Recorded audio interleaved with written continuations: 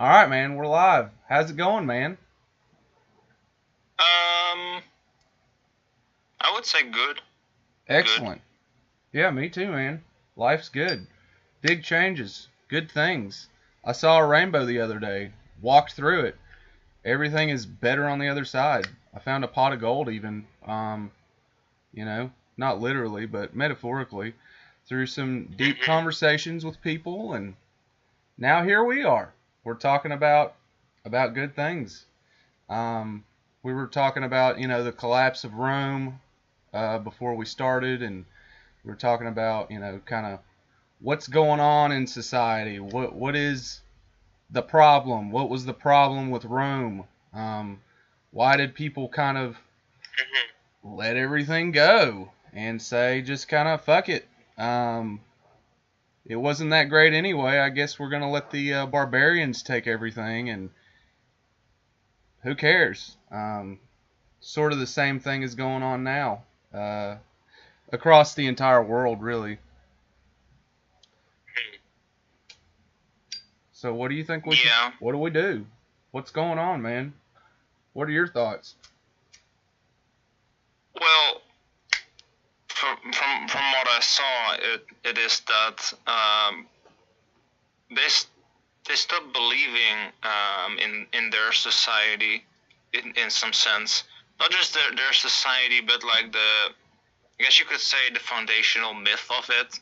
And more towards the end, it was more like enforced through like tyrannical rule more than anything.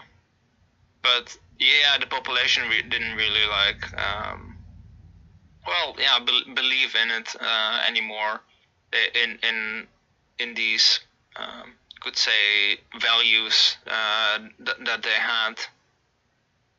And I think in that sense, yeah, they got disenchanted with regards to their society. And then at some point they were just like, and they didn't want to like pull their dick out of the stone anymore. They were just like, meh, and they just didn't care. Yeah, It's similarly, it reminds me of something I'd seen with regards to like the Bronze Age collapse also, where the sea peoples had come and they went. I don't know. There were some type of like refugees or something. Something had happened. I don't. I think there were like plagues and famines and shit like that going on. But then all these like kingdoms, they and well empires, they kind of collapsed all after the other. And yeah, but then the people didn't build it back up, and the reason why was just that they didn't really believe in it anyways anymore. right.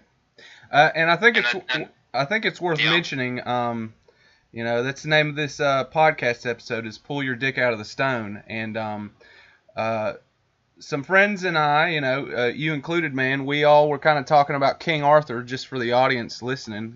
What is that concept? yeah, And I think it's a very profound concept that we've rediscovered in the story of King Arthur. I don't think King people really understand the story of King Arthur as much as they think they do. Um, you know, the Excalibur represents the collective masculinity in all of humanity. Uh, the sword is a very phallic symbol, but with a sharp edge, and it requires a high degree of intelligence to wield it. It's not just something you think you're some barbarian, you can just swing it around and win. No, the barbarians themselves, which are the people that defeated the Romans, had a high degree of intelligence, enchantment, and embraced their masculinity, and their women embraced their femininity. The story of King Arthur is about rediscovering the masculine energy right as this boy becomes a man. And he's the only boy within the land of Camelot that embraces his masculinity. And if people remember in the story, you have all these different, big strong men trying to pull their dick out of the stone, trying to pull the sword, the masculine spirit that's stuck in the stone. And they can't do it because the reasons they're trying to do it is, vanity, impressing other people. They have a hyperinflated ego. They're not balanced out. So all of them fail to pull Excalibur out of the stone, to be able to wield their masculinity in a forthright and proper manner. But Arthur, he was really upset with what had happened to the kingdom. He was extremely motivated to try and find the right type of power to open up the future again. And that desire of wanting to bring forth a future again, and the idea of the round table, that everybody has a tool to bring to the table, everybody has an idea to bring to the table, and it's worthwhile to sit down and calmly hear everybody out. That is the spirit of masculinity. That is the spirit that opens up the future. And because that was his desire in his heart, he was able to pull his dick out of the stone. He was able to wield Excalibur, this extremely powerful weapon that could defeat evil, that could save Camelot, save the whole kingdom, not just for himself, like the other people trying to pull Excalibur out of the stone. They're just doing it for themselves. Arthur wanted to do it for everybody, and that's why he was able to unlock it. It wasn't about selfishness. It wasn't about greed. It wasn't about vanity. It was because this little boy genuinely, deep down in the bottom of his heart, wanted to save the kingdom that he loved and save the people that he loved and cared about, and that's why he became king. As I said this, to everybody, pull your dick out of the stone, man. That's what it's about. I just noticed everybody started laughing, and it was just really funny because that's exactly what it is. Our masculinity has been solidified, stuck in this stone. We can't pick it up. We can't wield it because we have so much shame inside of us. Or we're trying to flex and do it for vain reasons that don't mean shit to anybody. So, you see all these dudes on Instagram or whatever flexing. They have these big muscles. Yeah, that doesn't fucking matter. That's not impressing anybody. We're making fun of that. That's funny to us. But then you have somebody, like Jordan Peterson or Jonathan Pageau, or even Paul Vanderklay. These people coming out and trying to talk about, all right, what is going on? They're building these communities. They're getting these people together to talk about things. Jocko Willink, has a very balanced approach to a lot of things. This masculine spirit of trying to communicate with other men, taking turns, and understanding that everybody does have something to bring to the table.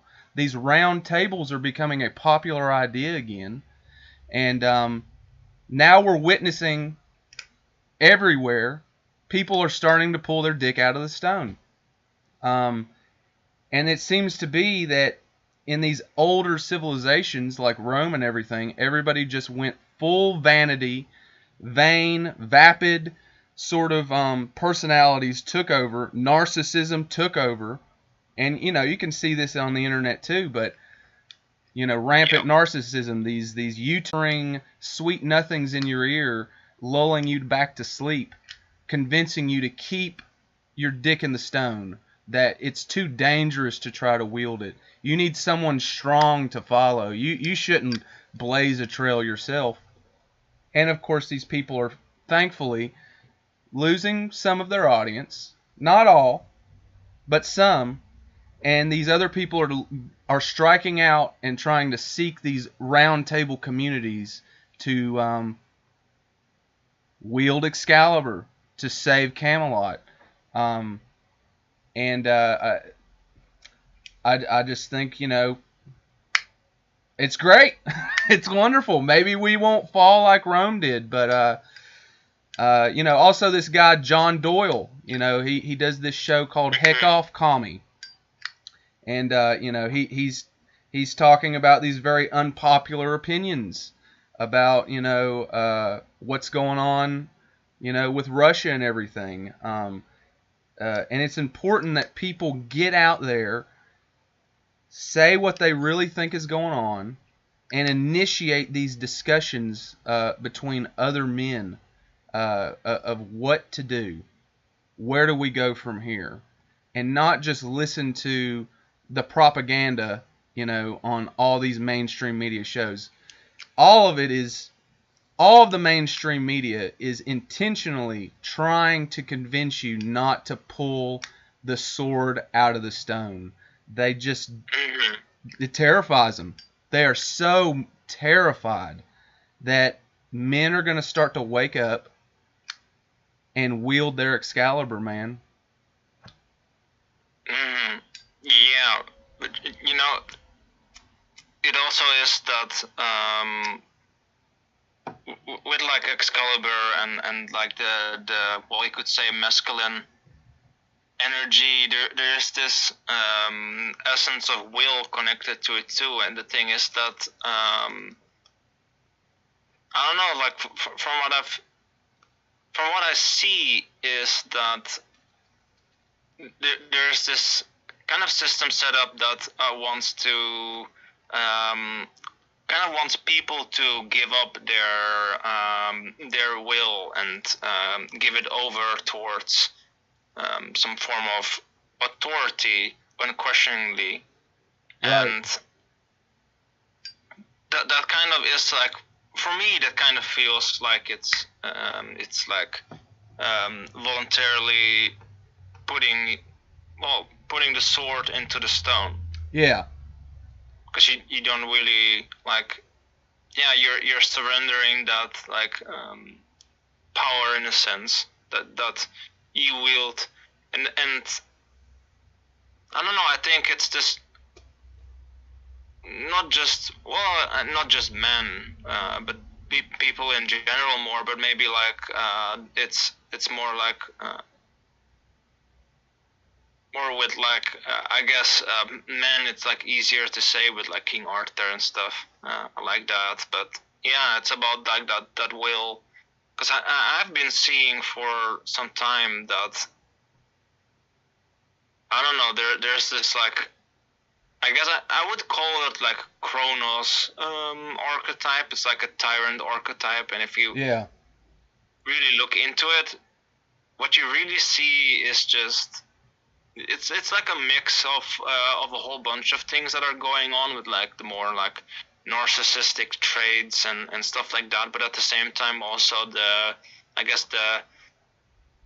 shit that the media does and politicians. It's like all of that combined into like one archetype that's pretty much like Kronos in that sense. But there is also like the good side to it. It's more like, I guess his wife would be the balance to it all. That's more connected to like agriculture and plants and growing things and making things grow, and and I mean in the story there it was young Zeus that was spared because his mother saved him from that fate of kind of having his I guess dick be cast into the stone. Right. And he was raised, and then later he came with his lightning bolt, and he fought them all.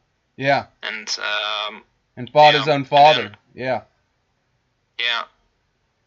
Yeah, and Kronos went around eating his own children because he became afraid of them, that they would become better than him, more powerful than him. Yeah. And That's bad, man. But you see that happening everywhere. You know, you see men not even wanting to have kids because they're terrified of of that type of thing. And then alternatively, the women, you know, not having kids at all.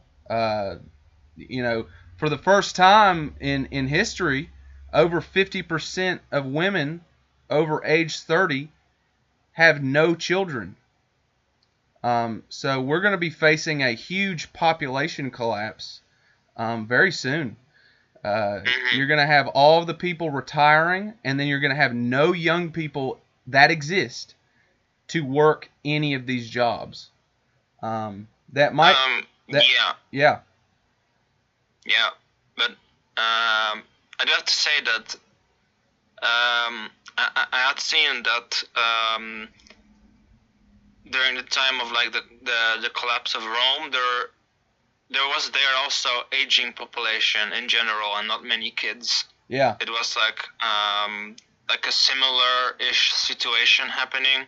Right. And the thing is that I don't know. I think that what we can learn from it all is just that. Well, first of all, it's about like, I guess, pulling your dick out of the stone and wanting to set the kingdom right in that sense, and doing it for that purpose. And next to that, also, it kind of has to do with like, I guess, society and what do we believe in as a whole. Do we still believe in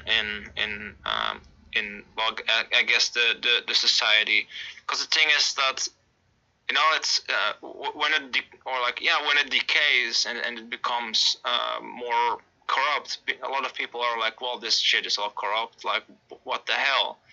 And the thing is that, yeah, I don't know. I'm kind of feeling like we need this like this myth, this like story back that I guess you could say inspires people again to believe in well, maybe not this form of society how it is now, but like I guess you could call it the more beautiful society that we know is possible. Yeah. And use that as like our guiding stone. Yeah, and it's only possible if you have men wielding their sword, their masculine energy, to protect it from all the bullshit that can happen. All, you know, and also learning how to work with other. Sorry, my phone's ringing. Mm-hmm. Okay, sorry about that. Yeah. Hang on. Yeah. Anyway, they might call back in a second. I might have to take it for just a moment. But anyway, yeah. The story of King Arthur. You know, Camelot was fallen because all of these men just stopped believing in themselves. They stopped blazing their own trail, and they just listened to what the government said, or the royalty, or the rotten king. And that's exactly what happened with Rome. That's exactly what's going on right now. People. Okay, hang on just a second. Let me mute this.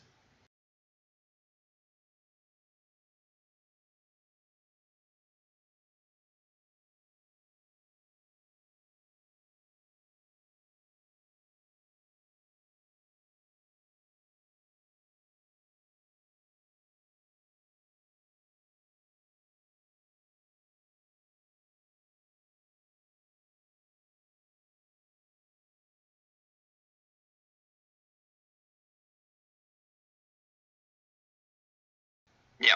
Okay, sorry about that, people. I had to take a phone call real quick. Anyway, yeah, I'm seeing a lot of that stuff going on right now. As I said, with men just deterring to or referring to the government to see what they need to do. You know, a lot of people, they'll instead of dealing with things themselves, they feel like they have to call the government, the police, or whatever. Instead of trying to heal themselves with all kinds of plants that exist, they feel like they have to go to the doctor and get something cut out, which never really helps them anyway. Um, it's all a leaving your dick in the stone. It's I'm not sure what I should do. Gee, I should go ask Daddy Government to figure it out for me. And that inevitably every single time leads to a collapse of society. And I don't know why we don't get this. I don't know why we don't understand. It's happened time and time and time again. And what happened with Rome? The barbarians took over. How? They didn't have the same level of technology. They didn't have all these cities. They didn't have all these roads. They didn't have all of this knowledge, right? Well, they had their dick out of the stone, man. They were not afraid. And their women supported them. And they had a more robust structure than that of all the cities of Rome. They knew how to grow their own food. They knew how to heal themselves with plants that they knew about. They knew how to fight. They knew how to communicate with each other. They knew how to, this man might not be as big and strong, but he has another talent. And this guy that's big and strong, well, he can do this thing and that thing.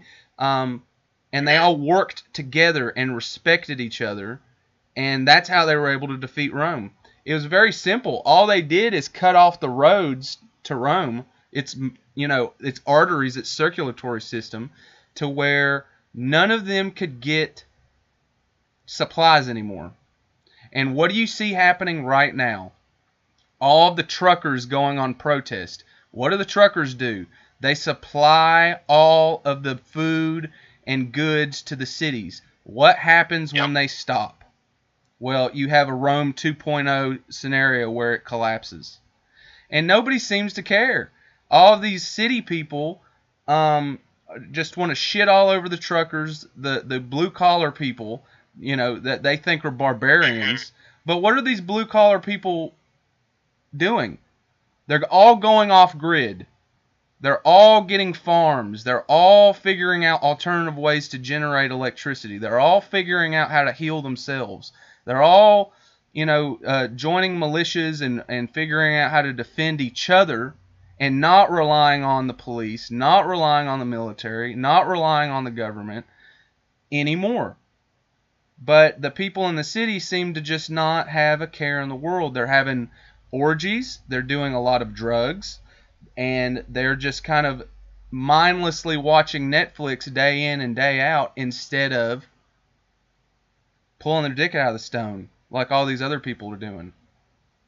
And they don't even they don't even realize what's going on. It's just a repeat.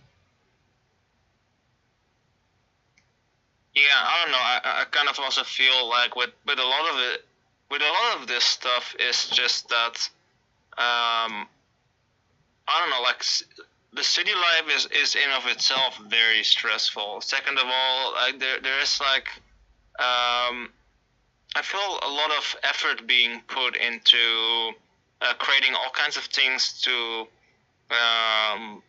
distract people in some sense, but also like offer ways of escapism.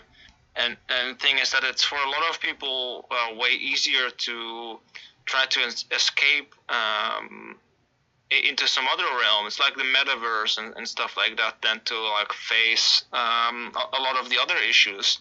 It's like with the farmers.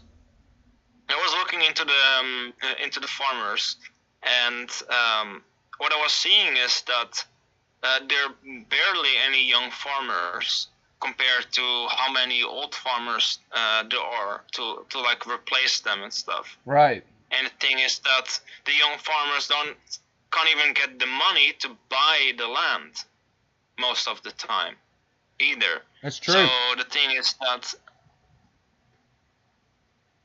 just that I don't know. It's kind of this that like how it's all set up in a way, like with this like I guess like narcissistic tyrant archetype and energy that's going around, is that also that because all of this, like all of these, I guess, dicks are in the stone, or like at least collectively speaking, quite a lot of them at least are. Yeah. Maybe not all, luckily, but it also kind of means that a lot of the I guess the life energy, the vital energy is being stifled in the same way that like the a lot of the more like a certain richer individuals, for instance, like cling on to their money, or boomers, for instance, too, like cling on to their land and stuff like that. And the thing is that that is in a way that is vital energy that is being like held back and kind of needs to be recirculated in some sense, because if it doesn't circulate from at some point from old to young, then you'll get this situation what you have with the farmers, that the young people can't afford the land anymore, and there's suddenly a worldwide problem with regarding to aging farmers, and no one wanting to replace them, and that the young people. This was like a UN report that over the world, I think it even included Africa, that there were some African countries that they went to the cities and they started doing like coding stuff instead of growing food, and all of these boomers basically worldwide, and some younger farmers too, are basically still farming and going on and going on. But the thing is that at some point the boomers are going to die, because everyone dies, and at some point all the other people gonna die too. And the thing is, like, who the fuck is going to do the farming, and where the fuck do the city people think where all the food is gonna come from? Because that's also kind of one thing that I've seen. For instance, in the Netherlands, when I was there were like people in the city. They didn't even know where milk came from. They didn't even know it came out of the udder of a cow. They thought it was from factories, that they had some machine and that created milk. Oh my goodness. And it's just like I just me and some other people from like more like the rural area, we were just looking at them like, what the fuck, dude? Yeah. Like, you don't know, like, it comes from this creature right here that's chewing grass. Right. That's the boy out here, or like the boyette here that's producing your milk. It's like, yeah, and the thing is that I kind of feel like, yeah, like we kind of are like so detached from, I guess, like the more nitty gritty of running civilization. We kind of like have built something that allows us to be more detached, but at the same time, all of this detachment comes with a great cost. And it's kind of also like just be like, yeah, okay, we're just gonna put our dick here in the stone, and we do all of this stuff, and that's that.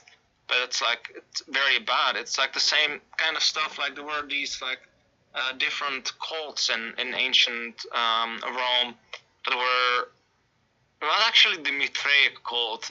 They wanted to escape the world by doing breathing exercises, because they thought that by hyperventilating they were like getting all dizzy, and they thought they were levitating. And if they would just continue that, they would like ascend to like a higher realm where they can be with the gods, something along those lines. Which kind of reminded me of all this like very detached 5D crowd, or all these people that are like, oh yeah, I'm gonna live in the metaverse. Right. Kind of forget that like life is right here. Yes, it's right here, and it can be wonderful and beautiful, and you can start to see rainbows, and have people call you up that haven't talked to you in months, and then you dive into other wonderful conversations, and then you start talking about King Arthur and see it for what it really is, and which is more relevant now than ever. He said, the greatest privilege in life is to become who you really are. And everybody goes on and on about, check your privilege, What's your privilege? Okay. What is a real privilege in life? It's to become who you really are, man. And a lot of these people out here, the quote-unquote NPCs, it's tragic that they are not who they really are. They're who they think they need to be. And that's just bullshit. Yeah. Reality is reality. And the story of King Arthur teaches that. It's in a whole lot of other stories too, but, King Arthur's a pretty popular Western story that everybody's kind of seen a cartoon or a movie about it. They did a new movie about it recently. Yep. And it's imperative that we see, recognize, and understand that there are all these Uthar Pendragons all over the fucking place that are sacrificing their children to these witches in the underworld in order to control everybody and get everybody to surrender their masculinity, to surrender their true power that they have, in order to do what? To do what? Casting all these spells of shame across Camelot. In order to do what? Yeah. Just for a few people in the government, in royalty, to have all the power. And what's worse is all of these tyrants and government people, they don't have their dick out of the stone. They don't want it out of the stone. Yeah. I don't know, maybe in some sense, like, that's why they want to keep it for everyone else in the stone too, because they know once we pull it out of the stone, that they're fucked. It's like Yeah. with Kronos, what I had said. Like, he knew that the moment one of his children would pull his dick out of the stone, that he's fucked, that Right. he's gonna lose all of his power. Yeah. And the thing is that, yeah.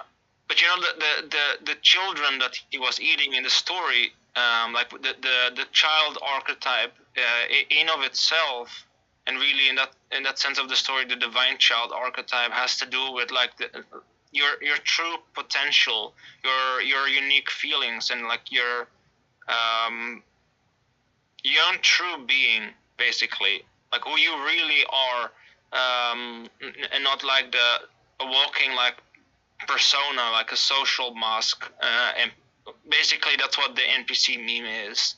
Like, people that identify with like the social mask of the culture, and they just go along with all of that stuff.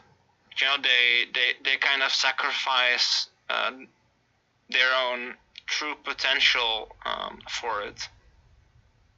At the same time, I can kind of understand why. It's like, it's scary to pull your dick out of the stone and like to face all of this shit.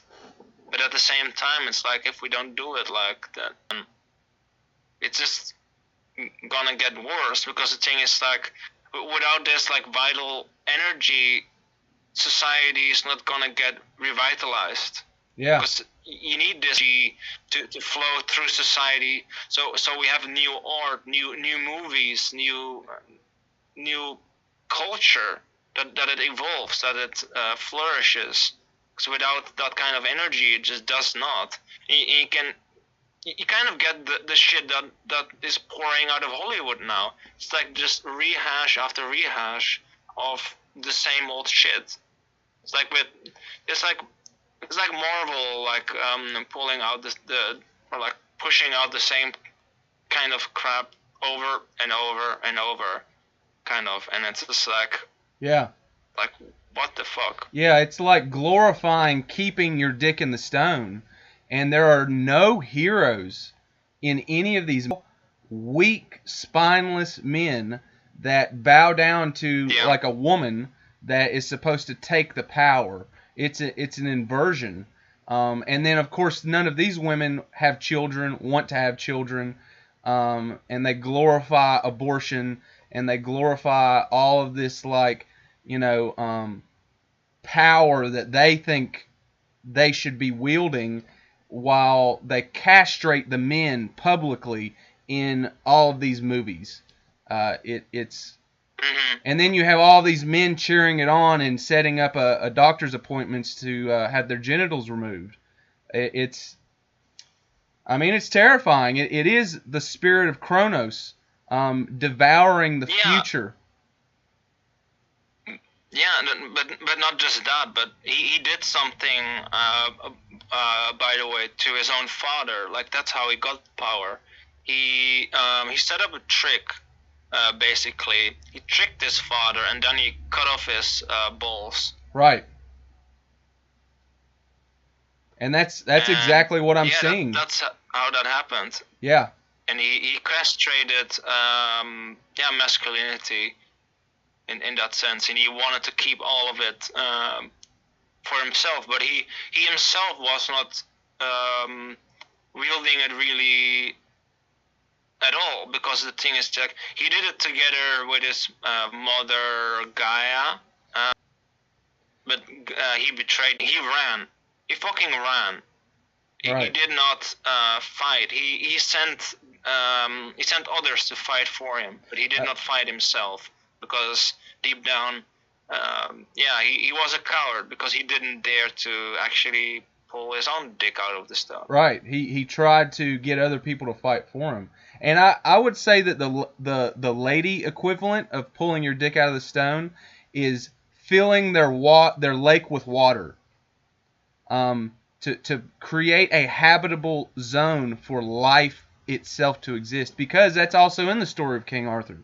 The Lady of the Lake.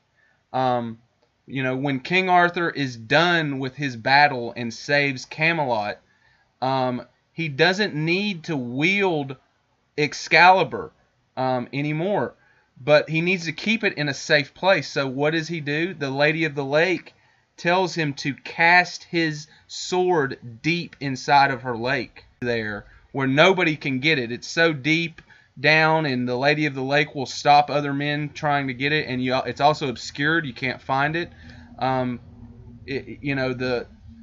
The Muslims also have a similar story about, your burning sword must be sheathed by a woman for marriage. That every good man that does pull his dick out of the stone doesn't need to put it back in the stone. It kind of. Yeah, go ahead, man. Oh, yeah. Now, when you're talking about like the Lady of the Lake and like the lake, it kind of makes me think of like the unconscious and like the anima in some sense. Yeah. In the story. It absolutely is. It's like, and that it's kind of like kept somewhere like deep in the, I guess, in the shadow, and that the anima then, if it's needed, will bring it back.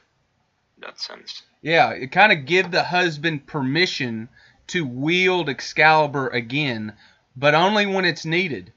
It's kind of like the husband has to check with the wife. Are you scared? Is everything okay? And she's like, I'm terrified. I think the kingdom's in trouble. Here, take back your sword.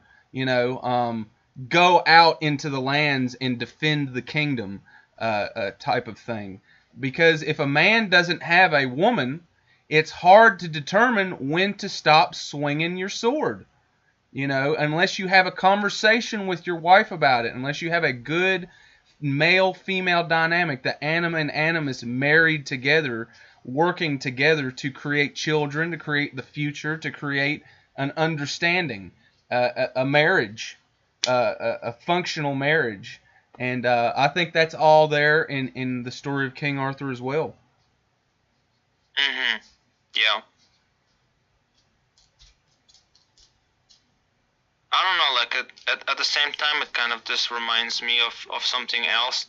The Romans originally had a division regarding to their gods. It's like very ancient stuff, but they had like Mars pointing outward, and they had there was like the conquering like spirit, the warrior energy, and then they had Quirinus, some other like deity that had to do more like with social, the social aspects and stuff like that, and there was like this balance with regarding to both of them.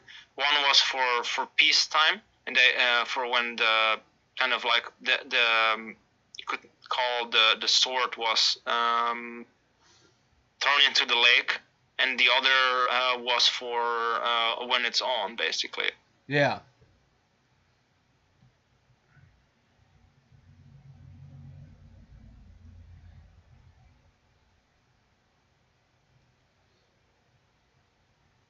But yeah, for the Romans, like they kind of like stopped wielding that type of like energy, because they became more, I guess could call it defensive, boxed in. They didn't tap into that masculine energy as much anymore. Yeah. Like, and slowly like the like that it on a collective level, their collective dig for the man became more and more entrenched in like the stone, like sucked into the stone again. Right. And I see a lot of side effects of that happening today, like the pedophilia. It's dark, man, but that was rampant in late Rome. And they were even talking about like the only real love a man can have is with another man or with a boy student that they would engage in sexual acts with as part of their teaching. That's what a lot of these philosophers did in late Rome, is they would have homosexual relationships and think that that was a truer love than a love with a woman. And what are you seeing today? You're seeing the exact same thing. The state of Florida is having a huge battle with the school system trying to teach children to have sex, homosexual sex also, and to cut off their genitals and tell their parents that this is what they want to do, and take away the rights from the parents and give the rights to underage children. I'm talking under 12 years old type of transitioning, which is just despicable. It's terrifying that people want to do this to children, and by me just even saying that out loud, that can get me banned off of YouTube. That can get me fired from my job. That can get people in a lot of trouble for just voicing that opinion that pedophilia is evil. It's bad. It has to be stopped. And we have to protect our children. Yeah, no, it is really evil. And the thing is that I just, in that sense, like, I don't know, it's just that they just, yeah, they can't seem to just leave people alone in that sense. And the thing is, like, you can let these kids figure this shit out on their own. The thing is that what I've heard, like arguing with some people who were talking about that, like in the past, was there's like this perception of them that somehow, I guess that what I guess nature does is somehow enforced, because it's in the culture, that a man and a woman have kids, stuff like that. Right. And then they feel kind of that they have then the right to enforce this shit onto all of the other people, because, well, we gotta enforce this because so that, I don't know, whatever they tell themselves can be created, their utopia, quote unquote. But the thing is that what they don't, I guess, seem to get is that with regarding to like the cultural myth, like, I mean, there is nothing really going on. There's like no big conspiracy going on of people all over the world going like moo ha ha ha. I am forcing all these children to, I guess, behave in this manner. Like that would lead to a man and a woman and children, because that's just basic biology. But you know, the thing is that mentioning that can get you banned too. Yeah, you can't even talk about wanting to have a normal type of dynamic with a male and a female, because they have taken away the word normal, a bad word. You know, the word normal is the new N word, I guess, for everybody. It's the no word, the thing that you can't say. Normal, to serve the purposes of evil. You know, and now it's got to the point where the evil has been allowed to go on so long, nobody has pulled their dick out of the stone, or not enough people, to where now they're going after your kids, because the kids that are growing up now, they're going to realize what's going on, and they're already sick of it. And they're seeing that these kids will pull their dick out of the stone. They will pull the sword out and wield it against these people that tried to get them to cut their genitals off and cast them into a fire to sacrifice them to some other crazy ass ideal, some other insane notion of what the future is supposed to be.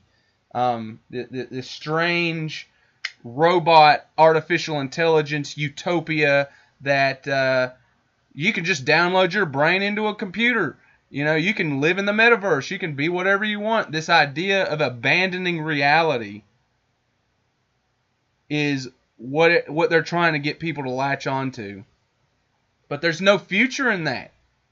Everybody is going to die, and there's not going to be anyone to continue on the bloodline. And they'll be happy about it.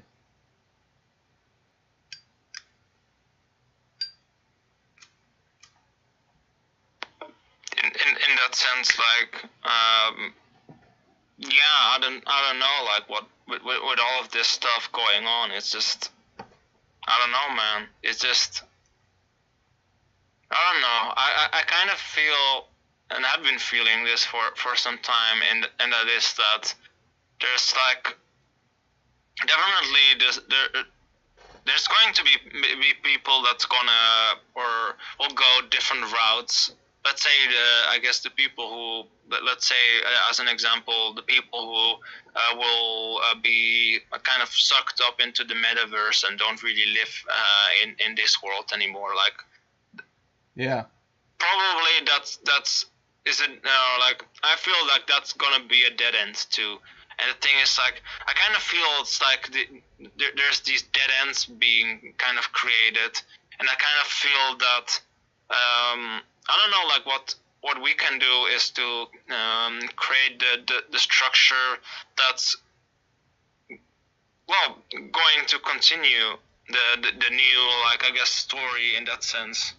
Or like, yeah, the new story that of society, or like, this is what this stuff is actually. They're going to be trapped in there, man, and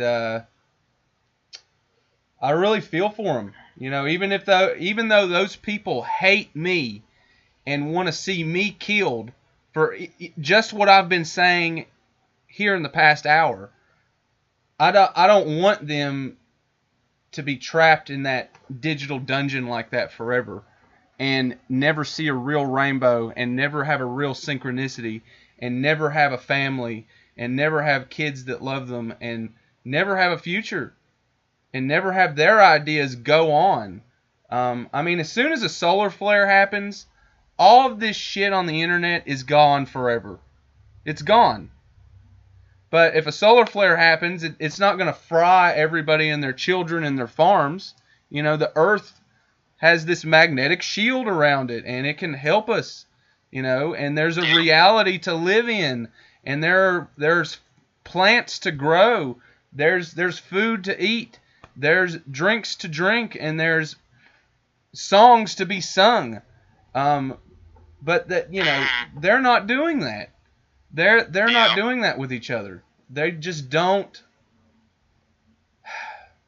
I don't know if if it's fear, they're afraid, or if they are. I don't know, man. I can't believe that they're really having more fun playing Elden Ring than they would around a campfire with a bunch of their buddies singing some songs and having a good time together. And then all of their wives hanging out somewhere else, doing things together, sharing knowledge, talking to one another, and having their own kind of fun too. It There's no space for men anymore. You know, there's no that space has to be made clear and safe by a man wielding his sword. And there's no safe space, no real human safe space. You know, there's safe spaces for non-humans. You know, these animal people, the transgendered people, they're not human anymore. They're transhuman. They want to go beyond or under or below humanity, and they think that it's going forward, but really they're not human beings anymore. They've abandoned their humanity. They've abandoned it. They don't. They hate it. They hate their humanity. They want to tear off their flesh and replace it with circuits. They want to tear out their soul and replace it with digital code. Destroy their children and corrupt them and parade them around like it's some sort of But yeah, I don't know, like trophy.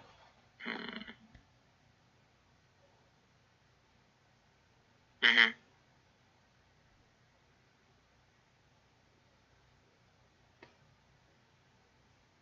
Yeah, man. What were you gonna say?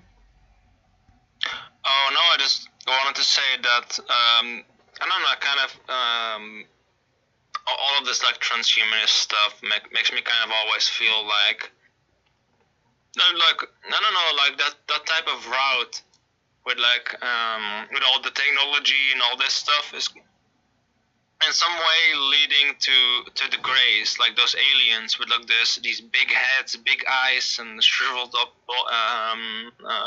bodies. Right. That's like kind of like what it is moving towards in some sense. Yeah. And they have no gender. They have no. They're just smooth down legs. They have nothing. Yeah. Yeah, and they have no gender, indeed. And like I don't know. Yeah. And I kind of feel like that's kind of that direction what it's going toward. But the interesting thing is this: Aleister Crowley summoned quite a while back some demon, and the demon he summoned looked exactly like a Grey. My God, it's probably the future archetype that is being attempted.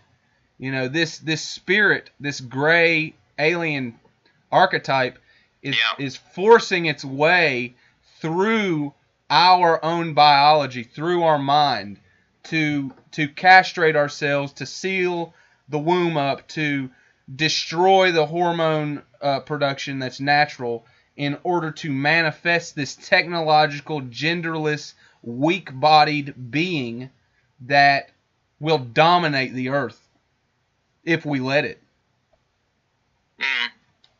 And I don't know, and in a lot of these stories that are there too, it's like with ancient aliens, it's like they also keep talking about like the reptilians are gonna come back, they're gonna come from the earth and stuff like that, and I kind of link the reptilians to like the more like I guess primal instincts and stuff like that. Right. That's kind of what I connect to that. And then you have like I guess the North or something that look like humans. They're in the middle, but it's like, yeah, but they keep talking about the reptilians, about them coming back from under the ground and stuff like that, or the gods, or like something along those lines.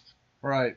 Where yeah, and I kind of feel like that's all connected to like this more primal, I guess, biological instinct trying to resurface. I mean, we have kind of moved too much into like gray alien territory, and like we kind of need to rebalance it a bit more, so we can fall back into like the north, so like looking like humans. Yeah. In that sense, to use that kind of like, I guess, third eye with a snake coming out of the forehead, and then you have the Christian story snake with the tree of knowledge, and in some very old church paintings of Adam and Eve near the tree of knowledge, it's a bunch of psilocybin mushrooms. And of course, you know, what do people say psilocybin mushrooms do? It opens up your third eye. It's all associated with this kind of reptilian part of the pineal gland, that even has this kind of primitive lens around it itself. And you know, they say that is part of our reptilian brain. We're like connected to this snake in some way that awakened humanity to see things beyond what our eyes can see, our mind's eye, our inner eye. And it's interesting, all that archetypical imagery with reptilians and this war within our mind is present within our modern language and vernacular.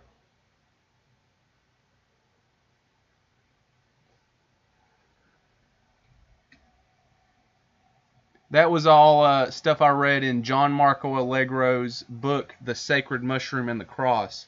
And he was a Vatican scholar that helped translate the Dead Sea Scrolls, and discovered that early Christians ate magic mushrooms, psilocybin mushrooms, when they went to church. And they all kind of had a trip together, and then talked about it, and had community bonds in that manner. And when I heard that, I was like, wow, that makes a lot of sense. I could totally see a religion developing out of, and talking about what they've seen in their journey together. That would definitely make very strong communal bonds. And what do you see? It's all illegal. You'll get shot in the head if you have it. You know, you'll go to jail. It's very bad news. You can't do it because, you know, it'll help wake you up. Now, it does have a dark side.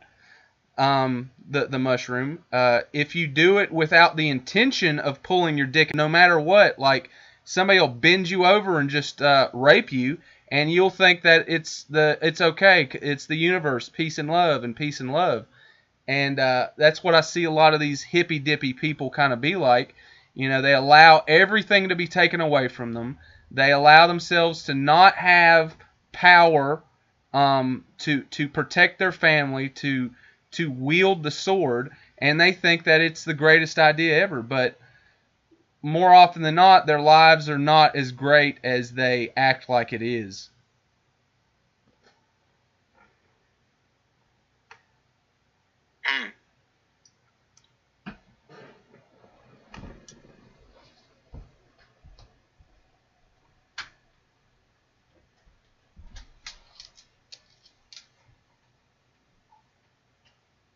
Yeah, I don't know. I did not know that about like the mushrooms, in that sense, that it makes so much more sense than kind of what is happening now. And I had something about like that like Christianity was first more, I guess they would, like, I guess Uberboy would have said like more right-brained, and became like very left-brained. And I've been to church myself to just see, and it's correct. It's like very like, I guess, left-brained currently, very focused on like certain like rituals and all kinds of stuff like that. But there's like, yeah, there's this like with the mushrooms, I guess the right brain you could call it, and you have like a direct experience in that sense. And if you have it together, it's like Yeah, I don't know. It just makes so much. Yeah, I think it's important to not abandon one side of the brain for the other. The goal is to be in the middle where the third eye is, where the pineal gland is, where that bridge is between the corpus Yeah. callosum, and integrating the right brain and the left brain together. Not go half-brained all through life, and that's just all I see. You know, the hippy-dippy types that do mushrooms all the time, they only live in the right side of the brain. They don't have logic. They don't think. The left side of the brain people that don't take any mushrooms or do anything like that, they're just all logic. They don't have any creativity. They can't break out of things. They can't do things without being told what to do. The goal is to work together on these two sides of the brain, not have all the right brain people and the left brain people work together, but to have everybody use their whole brain and integrate both parts in the middle to open up the future, to go forward, to part the Red Seas and walk in between in the middle of these great forces on the right and the left. But that is not a goal for most people. The goal is to entrench you in one side or the other and have a constant forever war between these two ideologies. And that there'll never be anything that develops out of that. True. Yeah. I don't know. That's kind of what I. Yeah. It's kind of. Yeah. Hang on, I'm getting another call.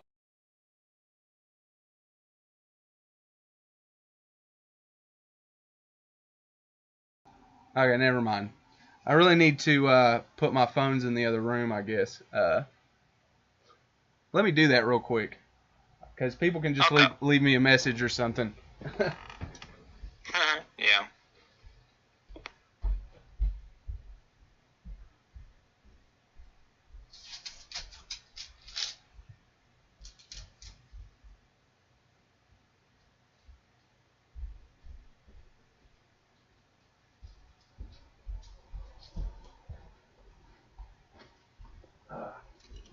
All right, put the phones in the other room. They can leave me a message. I'll call them later. But anyway, go on. What were you saying, man? Yeah, that. I don't know that it was like back in, I think it was 2019. Now the dog's barking. Hang on.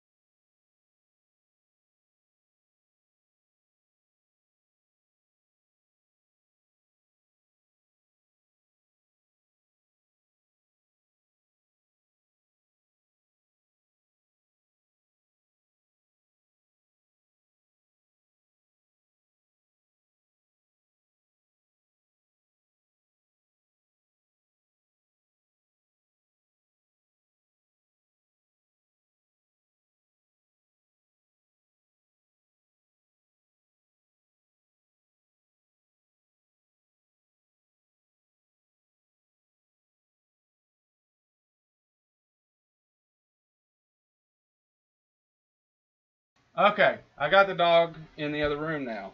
Interruption after interruption, I tell you. But okay, sorry. Go ahead, man. Finish. Yeah. So kind of what I was saying was that I think it was back in 2019 for, I don't know, for whatever reason, and I know sometimes that then pop, I kind of obsessed about it.